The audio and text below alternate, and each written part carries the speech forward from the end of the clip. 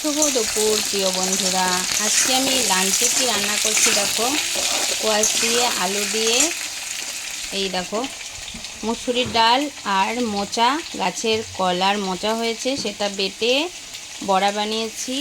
আর এটা দিয়ে কোয়াশ আলু দিয়ে ঝোল হবে একদম নিরামিষ করে, জিরা লঙ্কা গরম মশলা আর আদা বেটে। তো কেমন হবে বলো, খেতে কিন্তু দারুণ লাগে। এরকমভাবে তোমরাও বানাতে পারো, ট্রাই করতে পারো। আমি কিন্তু মাঝে মাঝে এভাবে বানিয়ে খাই। তো চলো দেখো, এখন মশলাটা কষিয়ে নিচ্ছি। তারপরে মশলা কষানো হয়ে গেলে দিয়ে দেব বড়াগুলো। আমি এখানে কি সেদ্ধ করে রেখেছি আলু। তো এটাও কিন্তু খেতে বেশ ভালো লাগে, ছোটোবেলায় ভীষণ খেতাম। তো এটা সেদ্ধ করে রেখেছি, এটা আমি কাজের ফাঁকে রান্নার ফাঁকে একটা একটা করে খেয়ে নেব। ফাইনালি আমার মশলাটা কষানো হওয়ার মধ্যে খুব সুন্দর একটা সেন্ট বেরিয়েছে, যেহেতু গরম মশলা দিয়েছি, ভীষণ সুন্দর একটা সেন্ট।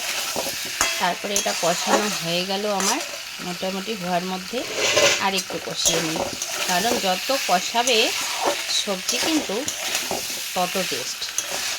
তো যত ভালো করে মশলাটা ভাজা হয় টেস্টটি কিন্তু তার থেকে বেশি হয়। তো ওই জন্য কষানোটাই হলো মেন।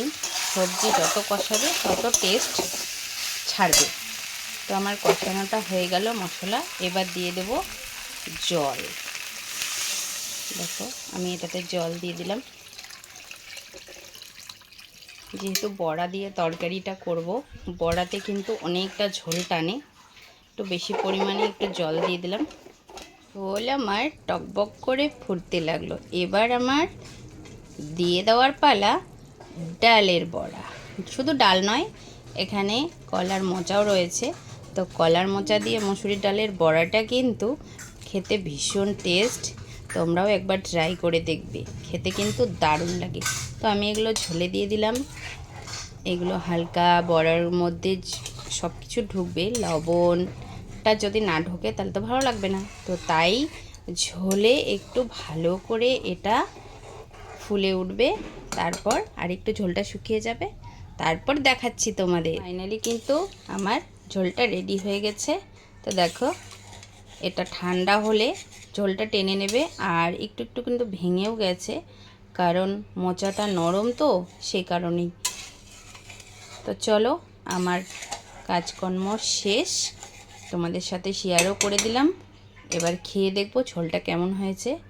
তোমরাও বলবে। কাঁচা লঙ্কার ঝোল আমি কিন্তু আবারও বলছি একটু ঝোলঝোলই বানাই, কারণ ঝোলঝোল আমরা বাড়িতে পছন্দ করি সবাই। আমার বাচ্চারা বেশি ভালোবাসে, আর ডাল আমাদের পছন্দ নয়, সেই জন্য সবজিটা একটু ঝোলঝোলই বানাই। তো সবাই ভালো থেকো, সুস্থ থেকো, শুভেচ্ছা, টাটা।